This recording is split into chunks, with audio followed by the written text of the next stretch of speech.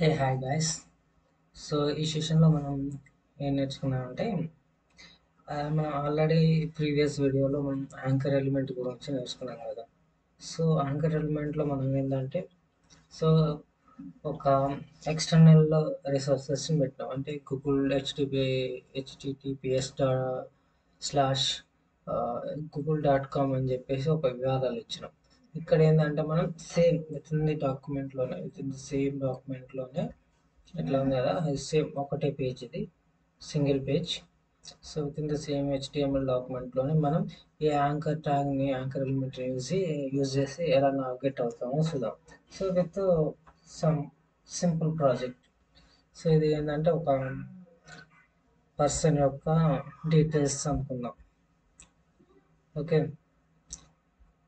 ఇప్పుడు ఇందులో నేను వచ్చేసి ఏం క్రియేట్ చేస్తున్నా అంటే ఫస్ట్ అండర్స్టాండ్ ది కోడ్, ఏమేముంది ఏం కథ. దీని అవుట్పుట్ ఒకసారి ఫస్ట్ చూద్దాం. ఫస్ట్ చూసిన తర్వాతకి so I'm clicking on go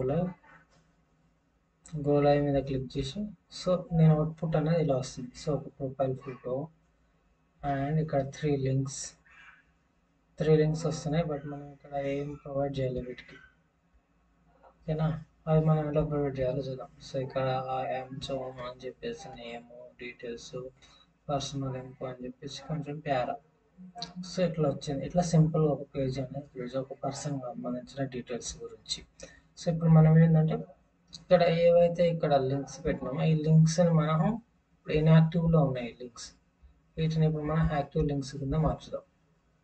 okay, అంటే వీటికి ఎలా, దానికోసం మనం ఏం చేద్దామంటే సో అదంతా ఎలా వచ్చింది ఏం కదా అంటే ఫస్ట్ నేను ఇక్కడ div అనే ఒక కంటైనర్ తీసుకున్నా. ఇదంతా div అనే కంటైనర్ లోపల మొత్తం రాసేసిన ఏదైతే మనకు డేటా ఉందో అది మొత్తం.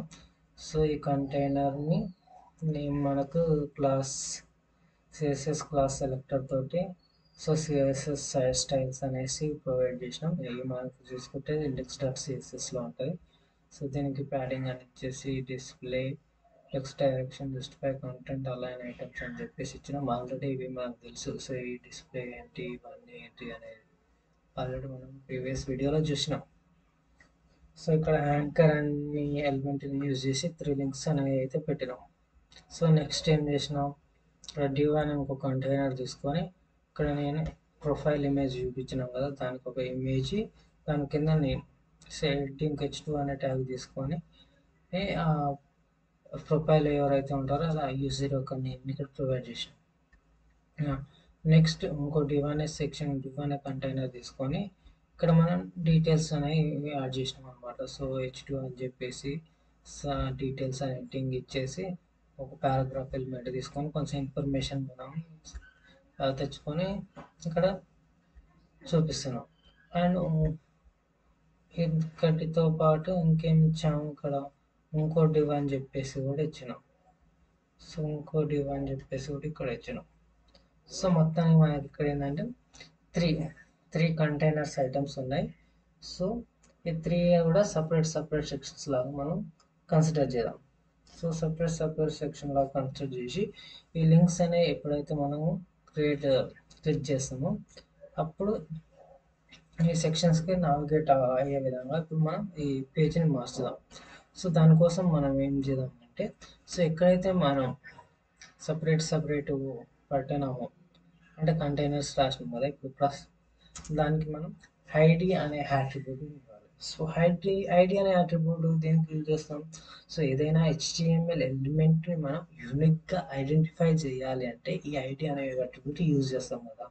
సో ఇప్పుడు ఐడి అనేది ఇప్పుడు ఏదైంది క్లాస్ యాట్రిబ్యూట్ ఉంది కదా, ఈ class name different HTML elements కూడా ఇవ్వచ్చు.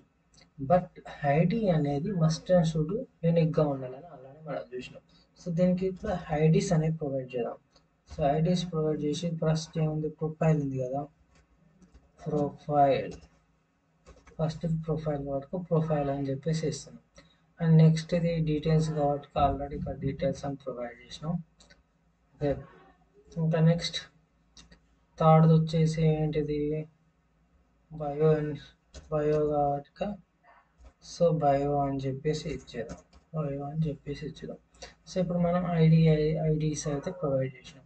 సో ఇప్పుడు ఐడీస్ ప్రొవైడ్ చేసిన తర్వాతకి ఇక్కడ ఏంటంటే ఇక్కడ ఏవైతే ఐడీస్ మనం ప్రొవైడ్ చేసినామో ఈ ఐడీస్ అనేటివి ఈ హ్యాంకర్ ట్యాగ్కి మనం హెచ్ఈఆర్ఎఫ్ అనే హ్యాట్రిబ్యూట్ ఉంటుంది కదా, దానికి మనం ఇవ్వాలి అనమాట.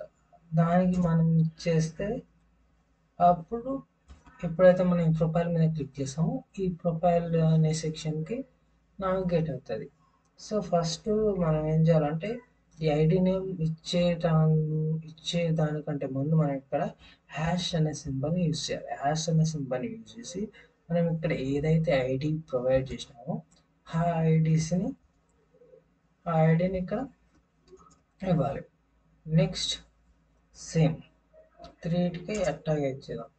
సో మనం ఏమైతే ఐడీస్ ఇచ్చినామో సో అట్లా హ్యాష్ అని చెప్పేసి ఇక్కడ ఏమి ఇచ్చినాం డీటెయిల్స్ అని చెప్పేసి ఇచ్చినాం కదా.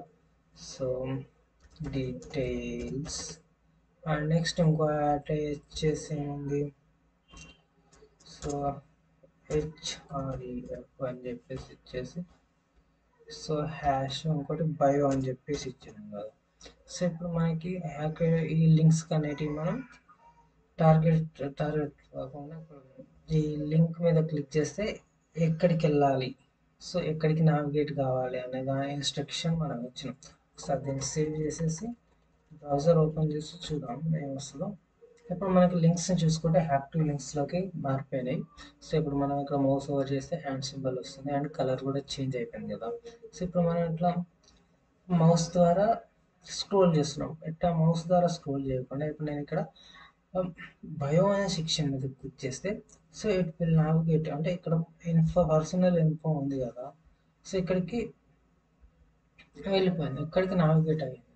ఓకే, సో ఈ పర్సనల్ ఇన్ఫో అనేది ఎందుకు వచ్చింది అంటే మనం ఇక్కడ ఇచ్చినాం కదా బయో అని చెప్పేసి, ఈ బయోలో ఏముంది పర్సనల్ ఇన్ఫో ఎటు వెతుకుంది కదా, సో దీనికి ఐడి ఇక్కడ బయో అని చెప్పి ఇచ్చినాం వాటిగా ఈ బయో అనే సెక్షన్కి నావిగేట్ అయింది. సో ఇప్పుడు మళ్ళీ ఇక్కడికి వచ్చేసి డీటెయిల్స్ అనే సెక్షన్ చూసుకుంటే ఇక్కడ మనకు డీటెయిల్స్ అనే సెక్షన్కి నావిగేట్ అవుతుంది. సో ఇలా అనమాట మనం ఏదైనా సరే ఈ యాంకర్ ట్యాగ్ని యూజ్ చేసి so within the same అంటే సేమ్ HTML డాక్యుమెంట్లోనే మల్టిపుల్ డిఫరెంట్ సెక్షన్కి మనం నావిగేట్ అవ్వడానికి లేదా డిఫరెంట్ రిసోర్సెస్కి నావిగేట్ కావడానికి వేరే పేజెస్కి నావిగేట్ కావడానికి యాంకర్ ట్యాగ్ అనేదాన్ని మనం యూజ్ చేస్తాం అనమాట. Okay, so that's all guys, thank you for watching.